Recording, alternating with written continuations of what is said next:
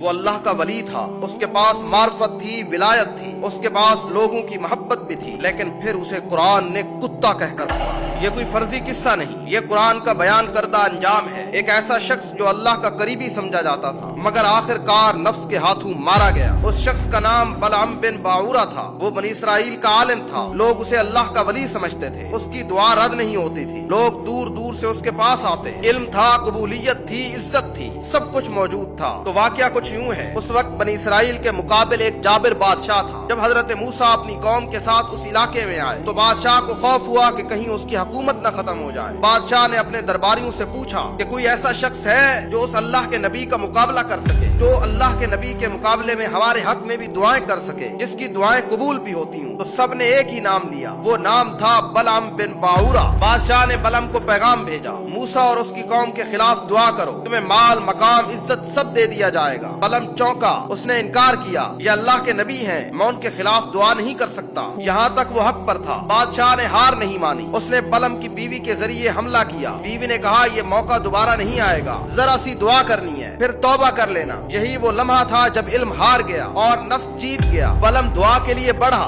مگر جیسے ہی اس نے اللہ کے نبی کے خلاف زبان کھولی، اس کی زبان الٹ گئی، الفاظ بگڑ گئے، دعا الٹی خود اس پر پڑنے لگی۔ کہا جاتا ہے اس کی زبان سینے پر لٹک گئی اور اس کے منہ سے ہانپنے کی آواز آنے لگی۔ پھر قرآن کہتا ہے، سورۃ الاعراف ہے، پھر اس نے اللہ کی آیات کو چھوڑ دیا تو شیطان اس کے پیچھے لگ گیا، وہ گمراہوں میں شامل ہوا۔ پھر اللہ نے مثال دی، اگر ہم چاہتے تو اسے ان آیات کے ذریعے بلند کر دیتے، مگر وہ زمین کی طرف جھک گیا اور اپنی خواہش کے پیچھے چل پڑا، تو اس کی مثال کتے جیسی ہے، اگر اس پر بوجھ ڈالو تو بھی ہانپتا ہے اور اگر ویسے چھوڑ دو تب بھی ہانپتا ہے۔ نہ دنیا ملی اور نہ آخرت بچی، قوم نے بھی چھوڑ دیا، عزت بھی چلی گئی اور قرآن میں ذلت کی مثال بنا دیا گیا۔ یہ واقعہ اس لیے نہیں کہ ہم کسی شخص کی برائی کو جانیں، بلکہ اس لیے کہ ہم خود کو پہچانیں۔ علم حفاظت نہیں کرتا، عہدہ ضمانت نہیں ہے، کرامت ڈھال نہیں ہے، اگر نفس قابو میں نہ ہو تو اللہ کا ولی بھی گر سکتا ہے۔ بلعم بن باعورہ آج بھی زندہ ہیں، جو دین کو دنیا کے بدلے میں بیچتے ہیں، جو حق جان کر خاموش رہتے ہیں، جو علم کو کمائی بنا لیتے ہیں۔ فرق صرف نام کا ہے، انجام وہی سب کا ہوگا، کسی کا روحانی طور پر اور کسی کا جسمانی طور پر، اور فیصلے تو پھر کل قیامت کو ہوں۔